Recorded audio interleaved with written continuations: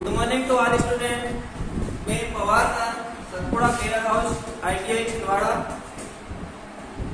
Trade electrician second year का अध्याय unit 15 विद्युतिक मशीनों का गति नियंत्रण एवं अनुरक्षण speed control and maintenance of electrical machine के बारे में पढ़ेंगे। इसमें हम आज टाइप्स ऑफ डीसी ड्राइव के बारे में अध्ययन करेंगे। जो डीसी ड्राइव होती है वो दो प्रकार की होती है। टाइप ऑफ डीसी ड्राइव दो प्रकार की होती है, रीजनरेटिव डीसी ड्राइव और दूसरी होती है आपकी non regenerative DC drive. Regenerative DC drive तो रीजनरेटिव डीसी ड्राइव वह ड्राइव होती है जिन डीसी ड्राइव द्वारा मोटर की दिशा और उसकी घूर्णन गति दोनों दिशाओं में नियंत्रित कर सकते हैं, वह आपकी जनरेटिव डीसी ड्राइव कहलाती है। और इसके अलावा रीजनरेटिव डीसी ड्राइव के द्वारा हम मोटर का बल आगमन को भी कंट्रोल कर सकते हैं। उसके बाद दूसरी ड्राइव है आपकी नॉन रीजनरेटिव डीसी ड्राइव।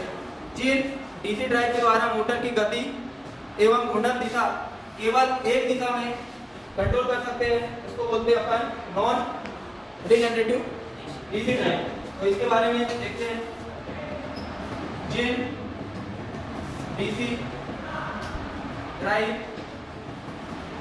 के द्वारा मोटर की दिशा एवं घूर्णन गति को दोनों दिशाओं में नियंत्रित किया जा सकता है, वह रीजनरेटिव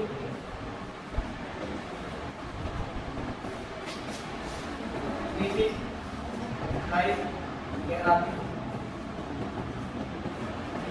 अब सेकंड है आपका जिन डीसी ड्राइव के द्वारा मोटर की दिशा एवं घूर्णन गति केवल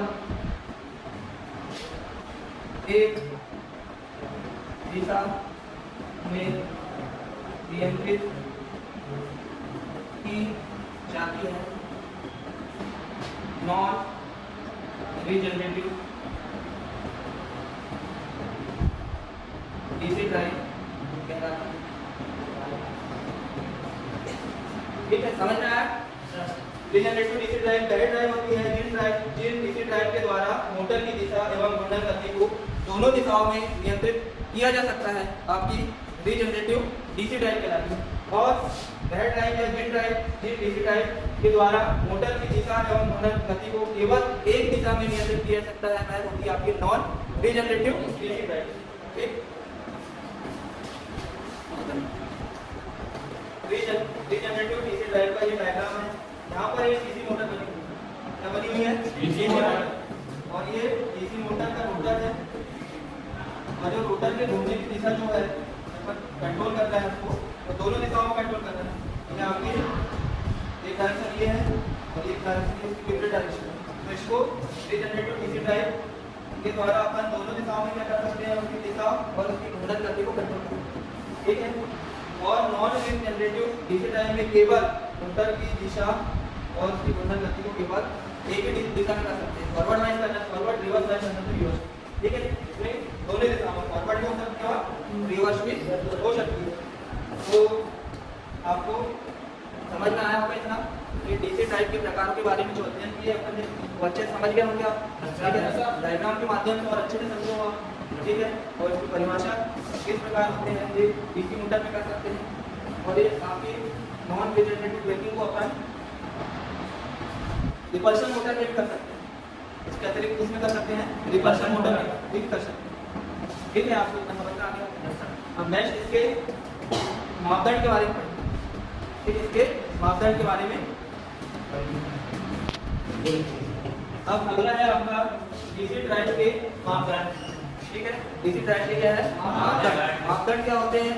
जो भी डीसी ड्राइव मोटर होती है उसकी कार्य प्रणाली में जो भी कारक होता है, फैक्टर होता है या जो अवयव होते हैं वो प्रभाव डालते हैं, उसको क्या बोलते हैं? उसके मापदंड होते हैं। डीसी ड्राइव की कार्य प्रणाली को प्रभावित करने वाले जो मापदंड 5 प्रकार के होते हैं। फर्स्ट है आपकी मोटर की आधार गति। मोटर की आधार गति, बेस स्पीड ऑफ मोटर। ठीक है, मोटर की आधार गति, base speed of motor. Motor किस गति से घूम रही है और किस स्पीड से उसको कंट्रोल करना है, उसमें जो भी कारक होता है वो यदि बाधा डालता है तो उसको उस श्रेणी में रखा जाता है जिसकी मात्रा में वो प्रभावित कर रहा है। सेकंड है आपका बल आघूर्ण फीडबैक। बल आघूर्ण का जो फीडबैक होता है उसमें जो इफेक्ट डालता है। ठीक है, बल आघूर्ण में क्या करता है? डीसी ड्राइव के स्पीड कंट्रोल में बाधा डालता है। ठीक है, प्रभावित करता है।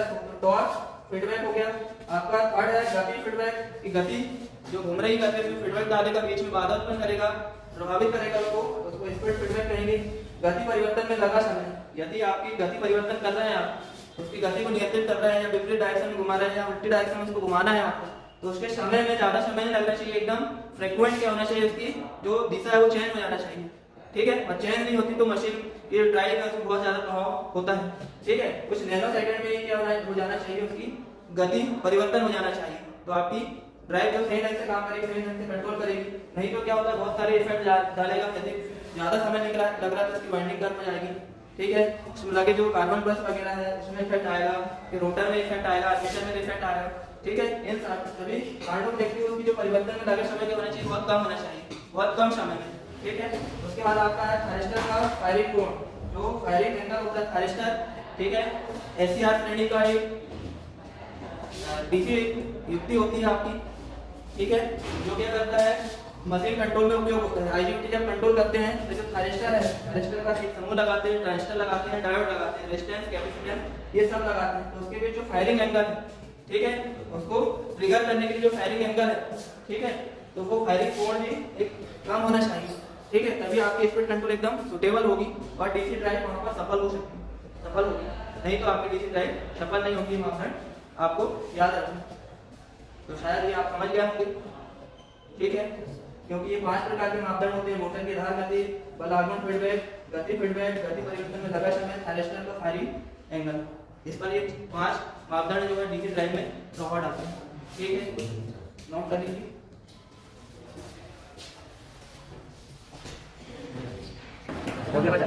अब डीसी ड्राइव के अनुप्रयोग या एप्लीकेशन पढ़ेंगे। इसका उपयोग जो डीसी ड्राइव है, इस कंट्रोल सर्किट का उपयोग रिपल्सन मोटर के अतिरिक्त सभी प्रकार की डीसी मोटर की घूर्णन गति को नियंत्रित करने के लिए किया जाता है। ठीक है, इसका उपयोग कहाँ करेंगे अपन? सभी प्रकार की डीसी मोटर की घूर्णन गति को नियंत्रित करने में करते हैं। उसके अलावा अपन रिपल्सन मोटर की भी स्पीड को क्या कर सकते हैं? नियंत्रित कर सकते हैं। ठीक है, ये आपका इस परिवर्तन का उपयोग है, डीसी ड्राइव का उपयोग है। इस कंट्रोल सर्किट का उपयोग रिपल्सन मोटर के अतिरिक्त सभी प्रकार की डीसी मोटर होती है उसकी घूर्णन गति को नियंत्रित करने में। ठीक है, इसके आगे अपन देखेंगे डीसी ड्राइव और एसी ड्राइव में अंतर, difference between DC drive and AC drive. इसके आगे ये देखेंगे, तो नोट करिए आप।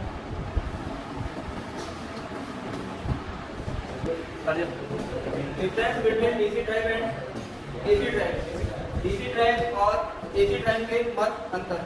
ठीक है, क्या अंतर होता है? जो डीसी ड्राइव है, डीसी ड्राइव की संरचना क्या होती है? बहुत इजी होती है। अभी देखे हम लोगों ने, जो डीसी ड्राइव है संरचना क्या होती है?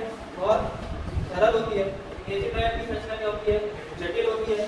डीसी ड्राइव में हार्मोनिक्स नहीं होता। जो हार्मोनिक्स चलते हैं आपके, हार्मोनिक्स मतलब जो थर्ड हार्मोनिक्स होता है, फिफ्थ हार्मोनिक्स होता है, सेवंथ हार्मोनिक्स होता है। ठीक है, ये जो होते हैं हार्मोनिक्स, ये एसी सप्लाई में उत्पन्न होते हैं, डीसी में नहीं होते। तो जो डीसी ड्राइव है हार्मोनिक्स नहीं होते हैं, एसी ड्राइव में पावर सप्लाई का हार्मोनिक्स को हटाना पड़ता है। ठीक है, जो उसकी गति में उसकी फ्रीक्वेंसी में क्या डालते हैं? बाधा डालते हैं। ठीक है, उसको सही ढंग से वर्क नहीं करने देते, तो हार्मोनिक्स उत्पन्न होता है, उसको हटाना पड़ता है। तो डीसी ड्राइव में इनका रखरखाव बहुत ही सस्ता है, बहुत ही ईजी है, आसानी से कर सकते हैं, ज़्यादा मेंटेनेंस की जरूरत नहीं पड़ती, रखरखाव बहुत ईजी होता है, बहुत कुछ समय में अपन उसका मेंटेनेंस कर सकते हैं। लेकिन जो एसी ड्राइव होती है उसका रखरखाव जो है, आपका मेंटेनेंस है, अनुरक्षण है, बहुत ही महंगा होता है। ठीक है, और जटिल काम नहीं है। जो डीसी ड्राइव है उसका आकार छोटा होता है एवं भार भी क्या होगा, जब छोटा आकार होगा तो भार भी क्या होगा, कम होगा।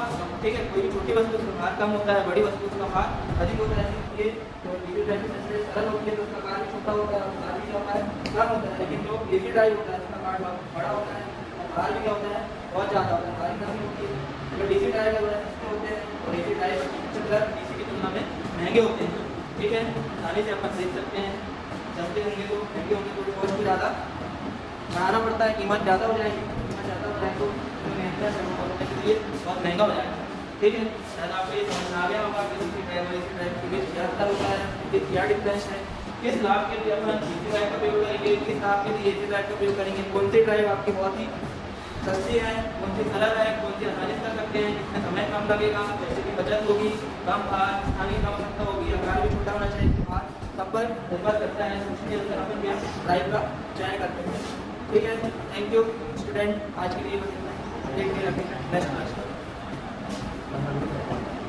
टाटा, गुड बाय, गया।